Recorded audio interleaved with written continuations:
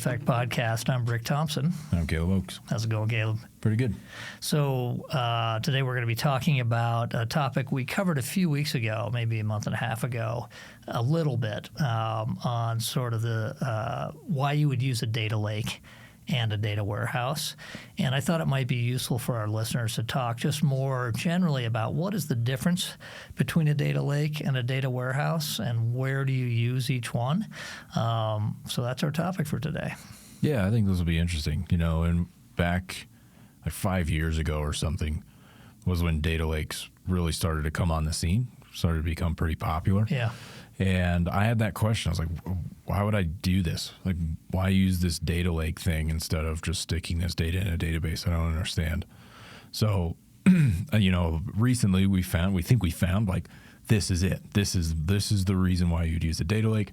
And now I think how we're viewing these two things is this really nice, clear separation of function between what the data lake's purpose is and what the data warehouse's purpose is. And I think it's important for people to understand that, so that if you conflate those two, you could set yourself up for some trouble. Right. Each one is good at a different thing.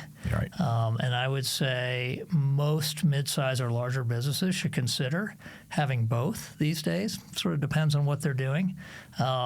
Maybe we can talk about that first and then go back to specifics. Sure. Okay.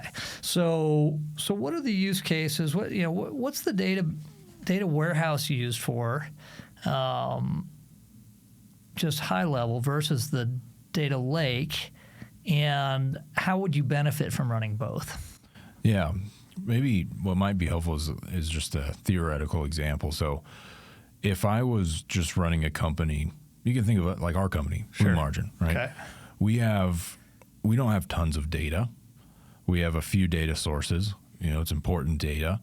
But we don't, they're known sources. We know what they are. We know what's in them. We know what they're used for. We know how to get the data out of them that we need to. It's all just known, and we're not going to go acquire 5 companies tomorrow. So we have no use for a data lake. We don't need to just dump our data somewhere. Right. All we need to do, we know what reports we need to run. We know what data we need. We'll just pull that into a database, right? Yeah. Into our data warehouse. So there's no reason that you need a data lake for that, right? Our business, from a data source perspective, is pretty stable. We know the data sources. There aren't that many. It's not huge data. Mm-hmm. So a traditional data warehouse serves us well. Exactly, right. Now, let's say that you are running an e-commerce website and you have tons and tons of log data from your website.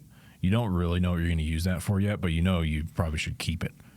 Perfect use case for a data lake. Or maybe you are doing a bunch of acquisitions and you don't have a plan for using that data right away, but you do need it as you pull companies onto your main ERP, or maybe you leave them there, right? But you don't really know what's in those data sources, and you don't have the time to quite figure it out yet. Pull that stuff into a data lake, make it easy into one spot that you can use that data down the road. Yeah. Maybe you've got unstructured data or semi-unstructured, semi-structured. Maybe you've got a lot of streaming data. You think it's going to be useful, but you're not sure what to do with it yet. That's a perfect place to put data. Data lake's a perfect place to put that kind of data so that you can start doing experiments and analysis and figure out how you might use that data. And at some point, it might make sense to put that into the data warehouse. We'll talk about why. Or it might make sense to leave it there. Apply a schema on top of that data lake and just report on it from there. Right. Yeah, and as we're talking, it really does seem like it all comes down to, if you know what you're going to do with the data, you don't need a data lake. More than likely. There's some nuance to it, which I think we'll get into. Yeah. But if you know the purpose for it and you know the data, you don't need a data lake. Yeah.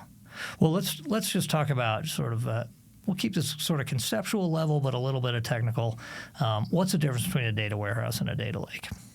Yeah, so your data warehouse is going to be built on like a relational database, right? You're going to have facts, you're going to have dimensions. It's a denormalized, which means combining tables, getting it into a format that a reporting tool like Power BI can easily consume and build some good reports off of. Exactly. And then a data lake is more like, I think you gave a great example in the other podcast we touched on, where you can almost think of it like Windows Explorer on your computer. You can have file folders and put anything you want to in them. You probably want to have more of a plan than that in your data lake, but you can literally put whatever kind of digital data you want into a data lake and then figure out how you're going to use it later. Right. I'm glad you brought that example up again. I was making me remember when I was an analyst, I used to do that. I used to build a data lake on my own computer, right? And it was laid out a lot like how we build data lakes now, where you've got like, here's your topic area, inventory or whatever. And then you go in and there's a bunch of folders with dates on them. Okay. And then it's got like the version of data CSVs for that date, right? Yeah. That I might have to go back and look at. That's exactly what a data lake is. Like almost to a T. There's some, you can get more complicated than that, but most of them that you run into are going to be structured very similarly to that. Young Caleb was a genius. Gosh, I was ahead of my time. That's great. All right. So data lake is different in that it's unstructured. It's not normalized or denormalized. I mean, you can put schemas on top of it. It can take any kind of data.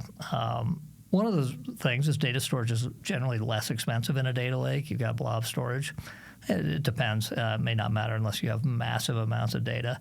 I also think another differentiator is the data warehouse, I think, tends to be used more by the general business user and business analyst, and a data lake more by data scientists and specialized analysts who are trying to tease information out of this unstructured data, or maybe trying to figure out how to get that data into the data warehouse so the more business-oriented folks can use it. Yeah, I think that's a good way to think of it. The data warehouse is trying to simplify the data to make it easy to consume. Right, for the business to consume, and data lake's just raw stuff. Yeah, you've got to be willing to adventure into the jungle a little bit. Exactly. All right, so advantages of the data warehouse we sort of covered. It's really good for getting to answers sort of for predictable known areas. I mean, it's been built to support certain types of reporting, generally for business users, maybe for all the business users in a company, that type of thing. You don't have to do data prep when you want to report on it. A lot of times it'll have a data cube attached to it that already has measures and KPIs, so you've got good governance, making sure people are all, for example, saying when they say revenue, it's the same thing. It uses the same measure every time, that type of thing. It's just good for governance in general because you're doing a lot of processing on the way in your ETLs. So you're making sure the data is clean, which tends to make it more consistent, more trustworthy. The big downfall of BI systems generally is just user adoption, and adoption takes a hit whenever there's a trustworthiness question. And so it really becomes sort of the single source of truth for a company. Those are the advantages I see. Yeah, I always think of the data warehouse as kind of, it can serve other purposes, but is really, its main job is to support the key pillar type reports for the business, right? That's a great way to the put metrics that you just need to run your business. The foundational stuff. Right, exactly. Yeah. There might be other tangential things, like you can do some data exploration and stuff to some extent there too, but that I would see that as the main purpose. Okay. And so then the main advantages of the data lake is you're not quite so constrained. Super flexible. You don't have to process data a bunch before putting it in there. You can just stuff it in there. It's highly accessible, so people who have access to it can just get in there and start doing their exploration. It's fast to update. You don't have to run a big ETL. In fact, you can just have data streaming into it. You're not doing any processing on it at all. It's great for storing massive amounts of data, although you can do that in a traditional data warehouse too. It's easy to add new data sources to it. You just add it. Whereas with your traditional data warehouse, you're going to have to really think about how do we process the data and transform it so it conforms to the data model we've got and support that same pillar. I like that term, the pillar reporting for the business.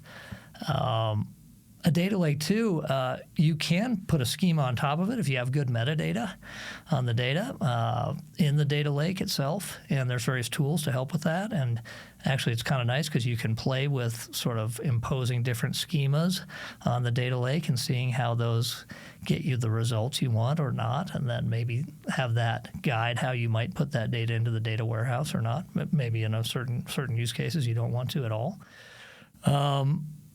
I don't know. Anything else? I think you covered a lot of it. I think most of, what makes the data lake easy to write stuff to and that type of thing is that it's not meant for that business user, right? Yeah. You're not trying to make it easy to consume. So you do what you can in terms of putting it into folders and stuff, like my earlier example where you might have a date and you're in a topic area. And then you might name the files a certain way so you know what it is. But you're not going to say, I want to make sure I don't have any duplication from this file versus every other file in here, which is what you would do in a data warehouse, right? Sure, You don't want that duplication. So it makes it harder to deal with, but that's why you need to separate those two things out, right? If you're going to send business users to your data lake, good luck, Right. They're going to struggle with it. They're going to have a much harder time getting on the same page with each other. Right. Now, a data scientist, on the other hand, wants to be able to get at that raw data. They don't want it to be processed. If there's duplications, they want to maybe discover that themselves. Maybe there's some information hidden in that fact that there's duplication, that type of thing. Yeah, exactly. All right. Disadvantages. What are the big disadvantages of a data warehouse? I mean, some of them are sort of the opposites of what we just talked about, but. Right. Yeah. I mean, it can take a little while to get things in there to where you're happy with them. Because again, your end user audience is you're going to be building these really pillar key reports. Yeah. And you're also building it for less technical people, right, to be able to consume some of these tables. So it can take a little bit longer to get to where you've got data and you're seeing numbers. Ultimately, though, I think with any data work, you're building this data to be consumed, right? Yeah. Data lake is where it gets a little bit gray because you're kind of building the data just to have it. Yeah. So yeah. Anyway, that big one of the disadvantages of a data warehouse, when you're comparing it to a lake, is that just the complexity of preparing data so that business users and business analysts can have easy access. Yeah. Right. Yeah. Exactly. Okay, data lake disadvantages. I mean, again, sort of the opposite of the things we've been talking about. Not that tightly governed, may not be very well organized, could have bad data, garbagey data in it. So it's going to take a lot more skillful analysts to wade through that and make sure that they're getting good insights out of it. It might be hard to decipher the data depending on the form it's in.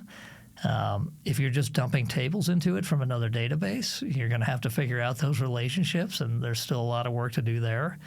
And definitely, as you just said, difficult to navigate for business users. Right. Yeah, I mean, you're just going to be dumping data into it. Yeah. One of the tough scenarios, and there's technologies out there that handle this, but let's say that you're only pulling, changed and new records each day. It's actually going to be hard to get a comprehensive look at the data if you're just looking at the data lake, right? Because each file is going to be its own day, and there is going to be duplication based on changes. So you need to pull the most recent record based on some sort of key, right? So it can get really complicated depending on how you set your data lake up. Right. But with that said, it's so much easier and cheaper to just store raw history of data. If you need to do some sort of auditing or something, data lakes are going to be much better for that. So you can see what changed and when. Data warehouse, don't do that in your data warehouse. It's going to cost you a ton of money. And, unless you need to do that on a regular basis for some reason. But, and it's a pillar report. Okay. Yeah, right. Mm-hmm. Okay. So jumping into what they're used for, again, data warehouse, sort of general pillar reporting, business use, known data sources, known types of reports, data that you want to be carefully curated, that type of thing. And then the data lake is a place where maybe you're storing data you don't know when you're going to use it. Or maybe you've got a use case like, hey, we want to reduce the size of our data warehouse. How are we going to archive it? Put the archive in the data lake. Maybe you just need to do some ad hoc exploration of a new data source. Or as we talked about in our podcast a few weeks ago, maybe you've acquired a company. They've got some systems, some transactional systems that you haven't dealt with yet. You don't have ETLs for them, but you still want to get to that data so your analysts can start looking at it. It's not perfectly curated. It's not perfectly clean, but you can start learning stuff and actually figuring out, all right, do we maybe even want to pull some of this data into the data warehouse, or do we want to just live on this now until we integrate that acquired company into our, our base systems, those types of things. Yeah, it'll help you make those decisions, right? If you can say this is going to take way more effort and it's actually not worth doing that, so let's not do it. Yeah. But that's a huge benefit to having that data available. Yeah. I also think for data scientists out there, as I read articles about, I'm not a data scientist, but I read articles about what they're doing. They seem to like to have those masses of raw data to feed into their machine learning models. And so I think a data lake serves that well. Certainly you can feed data out of the data warehouse into that as well, but they may miss insights because it's been so curated and so cleaned. Sure. Right. Exactly. All right. Any final comments on this topic? I don't know. I don't think so. I guess the only thing is that it did, to boil it down, the data lake is raw data that you may not know what to do with. Right. Data warehouse this is purpose-built data. Yeah. This is going to feed these things in our business. And it does seem like most mid-sized or larger businesses would have use cases for a data lake, almost always. Mm-hmm. Like if you've got some old system that you're retiring, how are you going to archive that data so that it's accessible? I can think of years ago, 8 or 10 years ago, or 8 or 9 years ago, when we were doing a new data warehouse for a company, and they had a bunch of old data from an old ERP system sitting on hard drives on shelves. And it was a pain to deal with that because you got to get the software running and to be able to extract that data. And if you had it in a data lake already, it would be much easier. Yeah, we still see that. Yeah. Where they'll have some old sunsetted system and it's a huge pain to get to the data anymore. Yeah. Yeah. All right. Cool. Well, good discussion. Thanks. Good.